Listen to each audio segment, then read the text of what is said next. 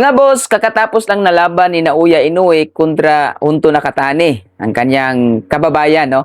At marami ang dismayado, marami rin ang naaliw, pero marami talaga ang nagkomento na boring ang laban na to ni Nakatani at Naoya Inoue.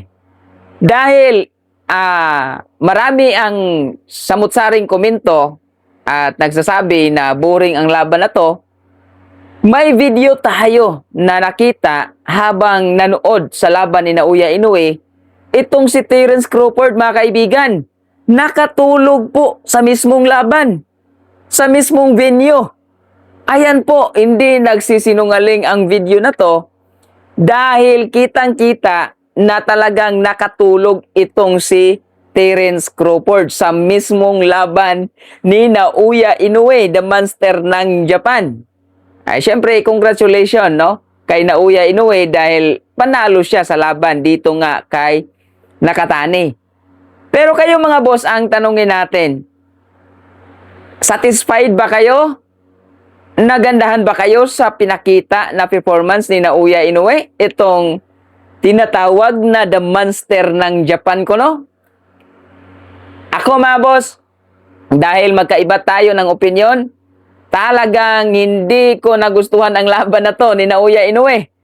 At syempre, sa pinakita rin ni Junto Nakatani, talaga namang pinakita niya ang kanyang lakas. Pero hindi talaga ganun, 100% binigay niya. Kay Naoya Inoue, mga kaibigan, kung ikaw ang totoong monster ng Japan, dapat pinakita mo sa laban, hindi mo inabot ng 12 rounds. At talagang, mga buseng, hindi talaga ako nabilib kay Naoya Inoue. Simula pa lang, hindi talaga ako nabilib dyan kay Naoya Inoue. Hindi dahil Casimero fanatic ako, hindi dahil Pilipino ako. Dati pa yan, sinabi ko mga kaibigan, hindi talaga ako bilib dyan kay Naoya Inoue, the monster ng Japan ko, no? Mga boss, nakatulog si Terence Crawford, o ayan.